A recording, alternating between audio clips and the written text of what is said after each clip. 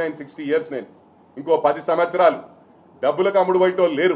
ఒకప్పుడు సామెత ఉంది, రాజుల పైసలు రాళ్ల పాలు. అంటే రాజులకే దేవుడు చూయించిండు, అడ్రస్ లేకుండా పోయిండ్రు. ఇవాళ ఉదాహరణకు అనిల్ అంబానీ గారు ఏ స్థాయిలో ఉండే ఏ స్థాయిలో పోయిండు. డబ్బుల అహంకారంతో ఎప్పుడు కూడా నడవదు. నేను విజ్ఞప్తి చేస్తా ఉన్నా, విజ్ఞప్తి అంటే రిక్వెస్ట్ చేస్తా ఉన్నా, ఈ పిచ్చి పిచ్చి శాస్త్రాలు డబ్బులతో ఏదైనా సాధించవచ్చు అనుకోవడం పొరపాటు. దేవుడు అనేటోడు ఉన్నాడు, అడ్రస్ లేకుండా పోతావు బిడ్డ.